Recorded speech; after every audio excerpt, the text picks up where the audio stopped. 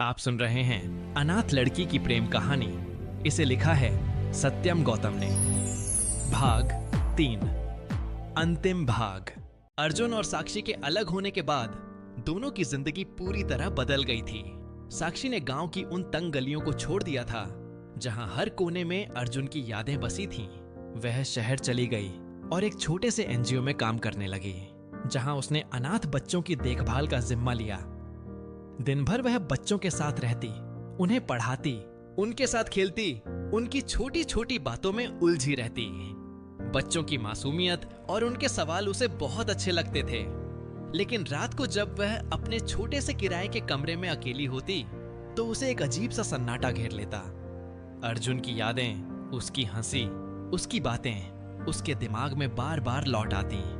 वह तकिए में मुंह छिपाकर चुपचाप रो लेती, पर किसी को कुछ नहीं बताती। दूसरी ओर अर्जुन गांव में अपने परिवार के साथ था। बाहर से उसका जीवन सामान्य लगता था। सुबह खेतों में काम, दोपहर को घर, शाम को दोस्तों के साथ चाय की टपरी पर कुछ देर। लेकिन यह सब उसका ऊपरी दिखावा था। अंदर से वह पूरी तरह से खोखला हो चुका था। साक्षी की याद उसे हर पल सताती थी। बरगद के पेड़ की सरसराहट में उसे साक्षी की हंसी सुनाई देती थी। मंदिर की घंटियों में उसकी बातें गूंजती थीं। 2 साल पहले परिवार के दबाव में आकर उसने साक्षी को छोड़ दिया था और वह फैसला उसे हर दिन कचोटता था।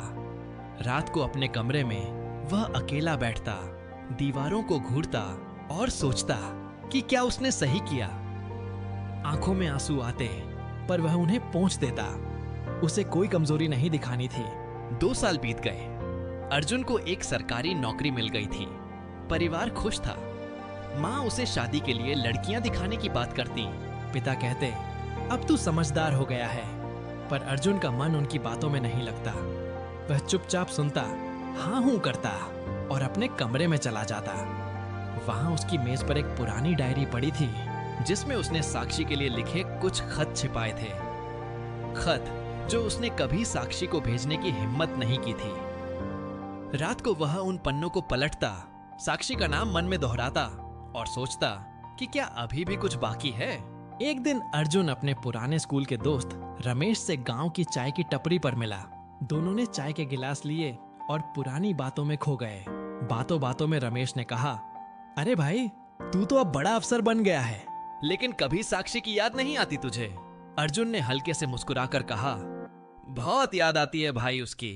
अर्जुन की मुस्कुराहट के बीच उसकी आंखों से आंसू की एक बूंद उसके होठों से लगे गिलास में गिर गई। यह देखकर रमेश ने जवाब देते हुए कहा, भाई मैं समझ सकता हूँ, पर कुछ यादें हमारा कभी पीछा नहीं छोड़ती। रमेश ने चाय की चुस्की ली और फिर बोला, वैसे तुझे पता है साक्षी अब कहाँ है? अर्जुन का हाथ गिलास पर रुक गया। उसने चौंक कर रमेश की ओर देखा। कहाँ है वो? अर्जुन ने गंभीर होकर कहा, शहर में है, एक एनजीओ में काम करती है, अनाथ बच्चों के साथ रहती है। मैं पिछले हफ्ते वहां गया था, उसे देखा। अच्छा काम कर रही है, पर तेरे बिना बिल्कुल अकेली सी लगती है। अर्जुन का दिल जोर से धड़कने लगा। उसने गिलास साइड में रखा और धीरे से पूछा, वो ठीक तो है ना? रमेश ने कंधे उचकाए। पता नहीं भाई, बाहर से तो ठीक लगती है, पर उसकी आंखों में कुछ कमी सी दिखी। अर्जुन चुप हो गया। रमेश ने उसका कंधा थपथपाया और बोला, चल अब तू भी आगे बढ़, नौकरी अच्छी है, सब ठीक हो जाएगा। अर्जुन ने सिर हिलाया, पर उसका दिमाग कहीं और था। उस रात वह सो नहीं पाया। साक्षी का नाम पूरी रात उसके कानों में गूंजता रहा। सुबह होते ही उसने फैसला कर लिया कि वह साक्षी से मिलने जाएगा। उसने बैग में 2 जोड़ी कपड़े डाले और माँ से कहा, माँ मुझे 2 दिन के लिए शहर जाना है, कुछ काम है। मेरी माँ ने पूछा, क्या काम है बेटा? अर्जुन ने टालते हुए कहा, बस ऑफिस का कुछ जरूरी काम है। इसके बाद बिना अपनी मम्मी का जवाब सुने ही अर्जुन तुरंत घर से बाहर निकल गया।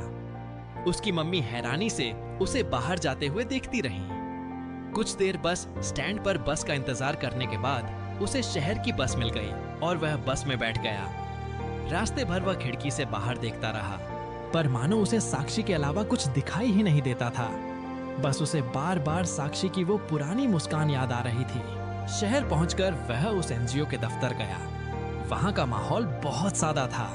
एक छोटा सा आंगन, बच्चे इधर उधर भागते हुए, कुछ टूटे फूटे खिलौनों से खेलते हुए। लेकिन अर्जुन की नजरें तो साक्षी को ढूंढ रही थीं। और तभी उसने उसे देखा। वह एक पेड़ के नीचे बच्चों के साथ बैठी थी, नीली साड़ी में, बाल खुले, बच्चों को कुछ समझा रही थी। उसकी आवाज में वही पुरानी मिठास घुली हुई थी। अर्जुन उसे देखता रहा। उसका गला भर आया। वह वहीं खड़ा रहा, हिम्मत जुटाने की कोशिश करता हुआ। कुछ देर तक वैसे ही खड़े रहने के बाद वह आखिरकार आगे बढ़ा। उसने धीरे से उसका नाम पुकारा। उसकी आवाज कांप रही थी। साक्षी। साक्षी ने उसकी आवाज सुनी और चौंक कर पलटी। अर्जुन को देखते ही उसकी आंखें हैरानी से फैल गईं। कुछ पल तक वह चुप रही, फिर धीरे से बोली, अर्जुन, तुम यहां क्या कर रहे हो? उसकी आवाज में हैरानी थी और शायद थोड़ा गुस्सा भी। अर्जुन ने गहरी सांस ली और बोला, साक्षी, मैं तुमसे मिले बिना एक दिन भी ठीक से नहीं जी पाया। 2 साल हो गए, हर दिन तुम्हें याद किया। देखो जो हुआ वो परिवार के दबाव में हुआ, पर सच ये है कि तुम मेरे लिए सब कुछ हो। उसकी बातें कच्ची थीं, पर दिल से निकली थीं। यह सुनकर साक्षी की आंखें नम हो गईं। उसने नजरें झुकाकर कहा, पर अर्जुन, अब इन सब का क्या फायदा? तूने मुझे छोड़ दिया था, मैंने भी अपनी जिंदगी बना ली है। यह कहते हुए उसकी आवाज में बहुत दर्द झलक रहा था। अर्जुन ने कहा, मैं जानता हूं कि मैंने गलती की, पर अब मैं पीछे नहीं हटूंगा। तुमसे पहले जितना प्यार करता था, आज भी उतना ही करता हूं। साक्षी ने उसे देखा, फिर बोली, और तुम्हारा परिवार? वो मुझे कभी नहीं अपनाएंगे।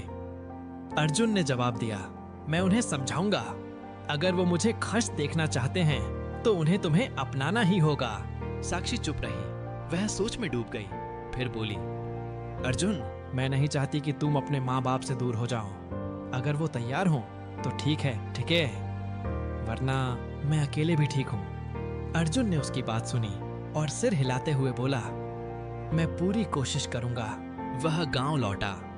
घर में माँ रोटियां बना रही थीं, पिता बाहर आंगन में हुक्का पी रहे थे। अर्जुन उनके पास बैठा और बोला, माँ, पापा, मैं आपसे कुछ कहना चाहता हूँ। आपने मेरे लिए बचपन से लेकर अब तक बहुत कुछ किया, पर साक्षी के बिना मैं खुश नहीं रह सकता। वो मेरे लिए सब कुछ है। अगर आप मुझे सच में चाहते हैं तो उसे अपनाइए। उसकी माँ ने उसे देखा, फिर कहा, अर्जुन, हमें डर था कि लोग क्या कहेंगे, पर तू इतना परेशान है तो हम उसे बुला लेंगे। देखते हैं, बात करते हैं। पिता ने हुक्के का कश लिया और बोले, हाँ ठीक है, पर बाद में हमें समाज को मुंह तोड़ा ये लिए जवाब देना पड़ेगा। पिता की बात सुनकर अर्जुन ने राहत की सांस ली। वह फिर शहर गया, साक्षी को सब बताया। साक्षी की आंखों में खुशी थी। वह बोली, सच में मान गए? अर्जुन ने हंसकर कहा, हाँ, अब तुम तैयार हो जाओ। कुछ दिनों बाद उनकी शादी हुई। गांव में मंदिर सजा, ढोल बजे, लोग ताने मारते रहे, पर अर्जुन और साक्षी को इन सब से कोई फर्क नहीं पड़ा। उनका प्यार मुश्किलों से गुजरा था और अब वह एक दूसरे के साथ थे, यही काफी था। उनकी जिंदगी सादी थी पर सच्ची थी।